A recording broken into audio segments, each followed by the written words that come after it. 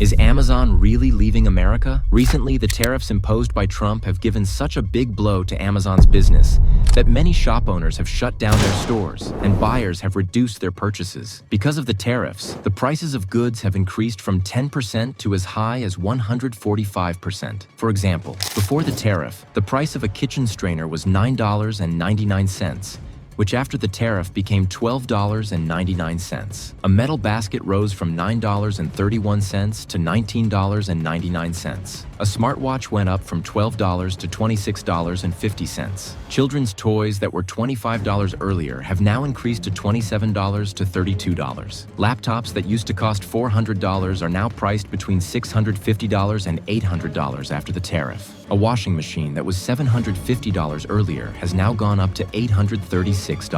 Because of these skyrocketing prices, the click-through rate on Amazon has dropped by 40%, and there has been a major decline in sales. According to reports, Amazon could face a loss of around $10 billion. So, is Amazon's future in America really in danger? In today's video, we'll analyze this issue based on data, facts, and ground reality to find out if Amazon is truly leaving America. Let's begin. Around 70% of the products sold on Amazon in the US are manufactured in China, with total annual sales worth approximately $254 billion.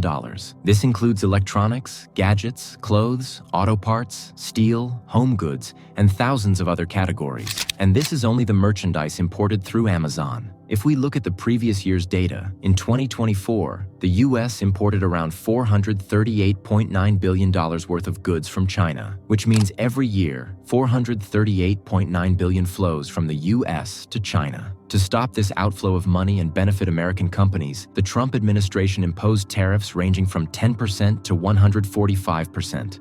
Causing a sudden price surge and a sharp drop in sales. But even this didn't benefit American companies, because after the tariffs, the prices of Chinese and American goods became almost the same. For example, the cost of manufacturing an electronic cable in China is $2 to $3 per cable, while producing the same cable in America costs $7 to $8 per cable. Now, if we add the tariff fee to that, the cost becomes almost equal to the one made in the US. There are four main reasons behind such a huge price gap between both countries. In America, a person earns $25 to $30 per hour for labor, whereas in China, the rate is only $3 to $5 per hour, about 25 to 40% less. And the whole world knows that China is a master of large-scale production and the biggest exporter of raw materials. China's manufacturing sector has automation and efficient production lines capable of mass production in a short time. Besides this, the Chinese government supports production by offering subsidies, tax relief, and cheap loans. Because of all these reasons, Chinese goods are cheaper. The Trump administration expected that by imposing tariffs, Chinese goods would become more expensive than American goods, and US companies would benefit from it. But that didn't happen. Instead, the sudden tariffs caused product prices to rise by 10 to 145%, customers reduced their purchases, and those who still buy are forced to pay double or even triple the price. Electronics like laptops, mobiles, and TVs that used to cost $500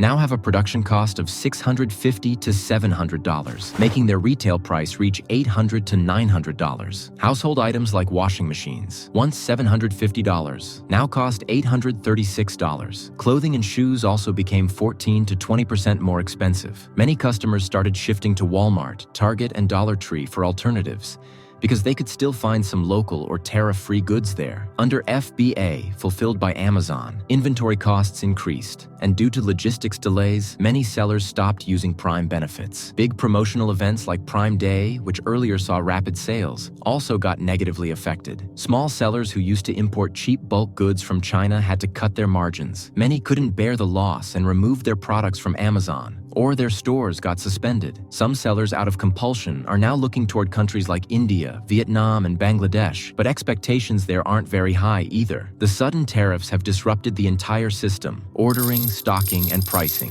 Amazon reduced or even canceled many of its import orders from China. As a result, stock outages and limited product variety were seen on the platform. According to 2025 reports, The total loss to Amazon and its sellers due to tariffs has exceeded $10 billion.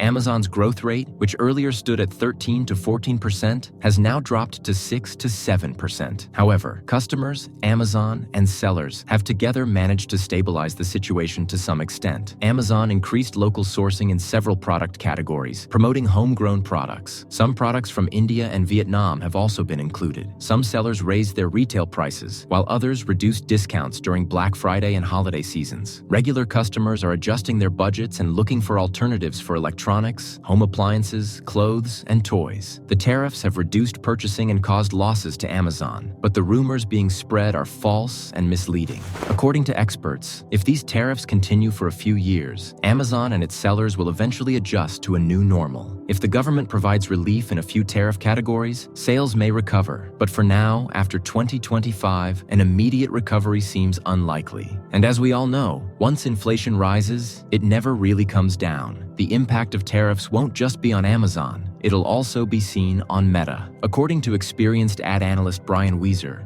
Meta earns nearly $10 billion in US revenue from international advertisers, especially from China. And since 70% of the goods sold on Amazon in the US are made in China, the reduced sales due to tariffs have led sellers to cut back on their ad spending. Many experts are calling this tariff crisis even bigger than the COVID crisis. What's your opinion? If you support us, we'll continue to improve our video quality in the future. Thank you for watching.